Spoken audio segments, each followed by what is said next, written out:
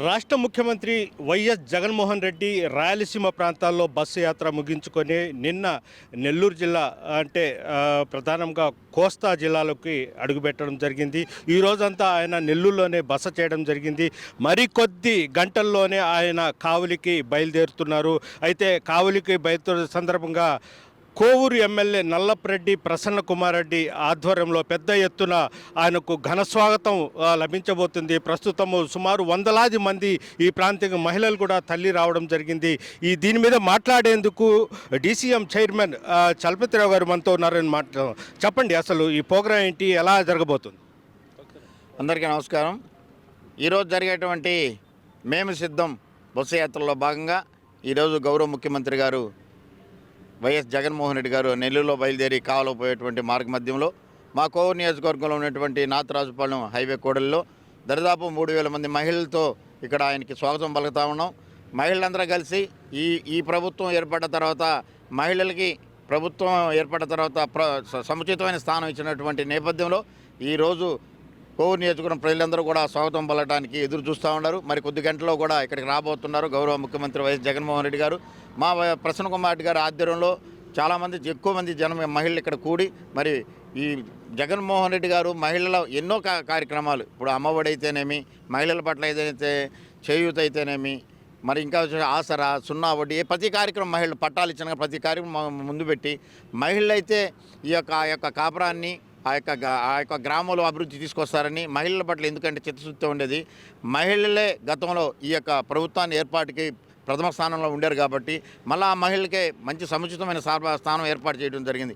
ఇప్పుడు కూడా ఎప్పుడెప్పుడు ఎలక్షన్ వస్తుంది మళ్ళీ ఈ ముఖ్యమంత్రికి పట్టాభిషేకం చేద్దామని ఎదురు చూస్తూ ఉన్నారు. దాంట్లో భాగంగా ఈరోజు కూడా కోవూరు నియోజకవర్గంలో ప్రజలందరూ కూడా మహిళలు అయితేనేమి, ఇంకా వృద్ధులైతేనేమి, ఇంకా అందరూ కూడా వచ్చేసి స్వాగతం పలకడానికి వస్తూ ఉన్నారు. కొద్ది గంటల్లో కూడా నాతరాజుపాలెం రాబోతూ ఉన్నారు.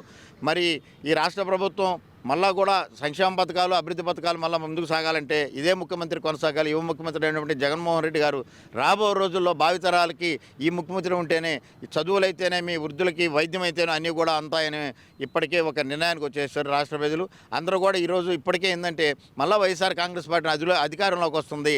తద్వారా మేలైన పరిపాలన, ఇంకా కూడా మేలైన పరిపాలన జగన్మోహన్ రెడ్డి గారు ఇస్తారని ఒక కృత నిశ్చయంతో ఈరోజు కూడా ఎదురు చూస్తూ ఉన్నారు. ఇప్పుడు సిద్ధం కావలిలో జరుగుతున్న సిద్ధం సభలు ఇక్కడ కోవూరు నుంచి ఎంతమంది వెళ్ళే ఇది ఉంది? కోవూరు నుంచి దాదాపు 11,000 మందికి మాకు సంబంధించిన బస్సులు అయితేనేమి, మా లోకల్గా మా లీడర్స్, స్థానిక సంస్థల ప్రజాప్రతినిధులు కూడా మాకు చాలా దగ్గర 40 కిలోమీటర్లు కాబట్టి బస్సులు అయితేనేమి, బైకుల్లో కూడా చాలా మంది వస్తూ ఉన్నారు.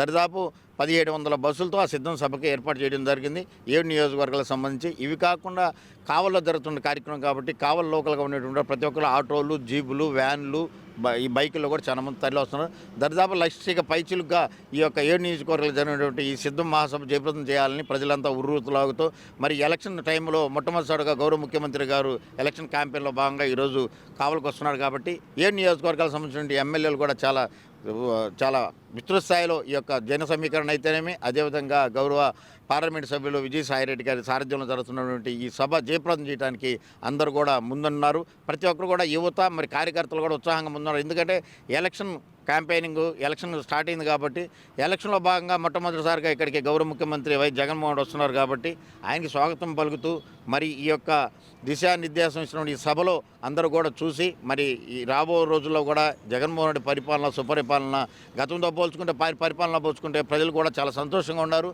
గత ప్రతిపాలనలో 600 అబద్ధాలు చెప్పి అధికారంలో వచ్చి ప్రజల్ని గాలికి వదిలేసిన పరిస్థితి అయితే ఈరోజు 9 వాగ్దానాలతో ముందుకొచ్చి 33 ఎన్నో సంక్షేమ పథకాలు ప్రజలకు అందించిన ఘనత వైఎస్ జగన్మోహన్ రెడ్డి గారి. అటువంటి ప్రభుత్వం కావాలి, అటువంటి ప్రభుత్వం మాకు ఉండాలని చెప్పేసి మహిళలు, వృద్ధులు, వికలాంగులు, యువత, పారిశ్రామికులు, మరి అదేవిధంగా కార్మికులు, కర్షకులు, రైతులు అందరూ కూడా ముందుకు వస్తామని ఈ సభ జయప్రదం జరుగుతుంది. రాబో రోజులు కూడా ముందు కూడా జగన్ వెంట నడవడానికి ప్రతి ఒక్కరు సిద్ధమైనారు.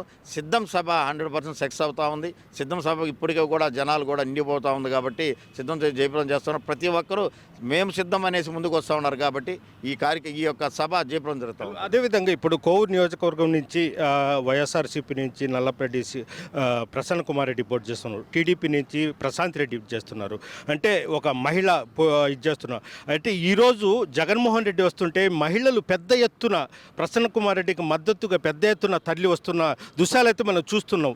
అంటే ఒక కోవూరు నియోజకవర్గం నుంచే వస్తున్నారు వీళ్ళు. అవునండి, కోవూరు నియోజకవర్గం నుంచి వస్తాం. ఎందుకంటే కోవూరు నియోజకవర్గంలో 40 సంవత్సరాలుగా నల్లపురెడ్డి కుటుంబం వాళ్ళు ఇక్కడ పోటీ చేస్తూ ఉన్నారు. ఈ యొక్క కోవూరు నియోజకవర్గం ఉన్నటువంటి పరిస్థితి బట్టి వాళ్ళ తండ్రి గారు 3 సార్లు ఎమ్మెల్యేగా ఇక్కడ అయినారు. ప్రసన్న కుమార్ రెడ్డి 6 సార్లు ఎమ్మెల్యే అయినారు. 11 సార్లు ఎలక్షన్ అయితే 9 సార్లు ఆ కుటుంబాన్ని ఆదరించారు కోవూరు ప్రజలు. కాబట్టి ఇప్పుడు మహిళ ఇక్కడ తెలుగుదేశం పార్టీ అభ్యర్థి అయినా కానీ మహిళలు ఈరోజు ఎందుకు ఉత్సాహంగా వస్తున్నారంటే ఇటీవల కాలంలో గడప గడప మన ప్రభుత్వం జరిగిన కార్యక్రమంలో అయితే మహిళలు ఉర్రూతులవుతూ మహిళల పట్ల ఈ రాష్ట్ర ప్రభుత్వం రాష్ట్ర ముఖ్యమంత్రి తీసుకున్నటువంటి చర్యలను బట్టి శాసనసభ్యులకు ప్రతి గడప అడుగు పెట్టి అదే కాకుండా ఏదైనా సమస్యలు ఉంటే ఆయన ద్వారా కొన్ని తీర్చగలిగినటువంటి వారి చారిటబుల్ ట్రస్ట్ ద్వారా ఎంతోమంది పేద మహిళలకు మరి అనారోగ్యం ఉన్నట్లు తల్లిదండ్రులు కోల్పోయిన ఎంతో కూడా వాళ్ళ చారిటబుల్ ట్రస్ట్ ద్వారా ఎంతో ఖర్చు పెట్టడం జరిగింది. అదే కాకుండా మహిళల పట్ల ఏంటంటే ఫస్ట్ నుంచి కోవూరు నియోజకవర్గం ఈ యొక్క రాష్ట్రంలో ఉన్న చిత్రపటంలో కూడా కోవూరు నియోజకవర్గాన్ని నిలిపారంటే వాళ్ళ తండ్రి దివంగత నేత నల్లబడి శ్రీనివాసరెడ్డి గారి కానీ అది కొనసాగుతూ ఉంది. వాళ్ళందరితో కూడా కుల మతం ఇది లేకుండా అందరితో ఆప్యాయతగా ఉంటారు. దాంట్లో మమకారంగా దానికి మళ్ళీ జగన్మోహన్ రెడ్డి తోడై ఈ జగన్మోహన్ రెడ్డి పార్టీ వచ్చిన తర్వాత మహిళలకు ఇస్తున్నటువంటి ప్రాధాన్యతను బట్టి మహిళలు ఇటు ఒక పక్క ప్రసన్న కుమార్ రెడ్డి ఒక పక్క జగన్మోహన్ రెడ్డి ఇద్దరు బేరీజ్ చేసుకొని ఎట్టయినా సరే ఈ స్వాగతం బాగా పలకాలి. మనకి ఇచ్చినటువంటి ఇన్ని రోజులు మన కోసం ఎన్నో కష్టించి 4 సంవత్సరాలు 10 నెలలు కష్టపడినటువంటి ప్రసన్న కుమార్ రెడ్డి గారు అయితేనేమి అదేవిధంగా జగన్మోహన్ రెడ్డి గారికి స్వాగతం పలకాలని కానీ అందరూ కూడా విచ్చేస్తూ ఉన్నారు సార్. ప్రత్యేకత ఏంటంటే మహిళలు కోవూరులో ఉన్న మహిళలు చైతన్యవంతులు. డెల్టా ఏరియా ఎవరికైనా సరే డబ్బులకు కానీ అమ్ముడిపోయే పరిస్థితి కాదు.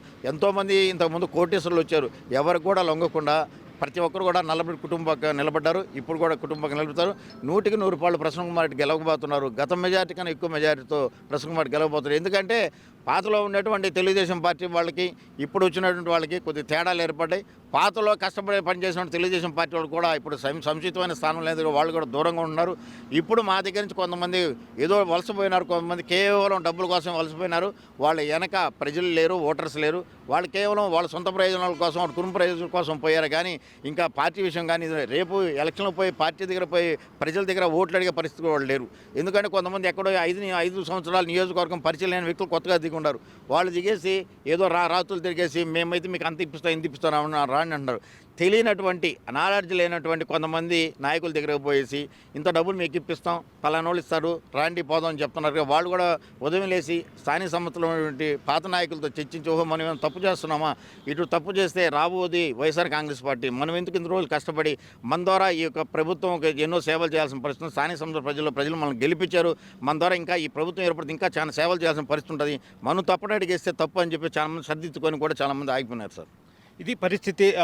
జగన్మోహన్ రెడ్డి మరి కొద్దిసేపట్లో హైవే నేషనల్ హైవే మీద కావలికి వెళ్తారు. దీంతో ఈ పార్టీకే కోవూరు స్వాగత పాయింట్కి పెద్ద ఎత్తున మహిళలు అయితే తల్లి రావడం జరిగింది. ఈ ప్రాంతంలోనే జగన్మోహన్ రెడ్డికి ఘన స్వాగతం పలుకుతారు.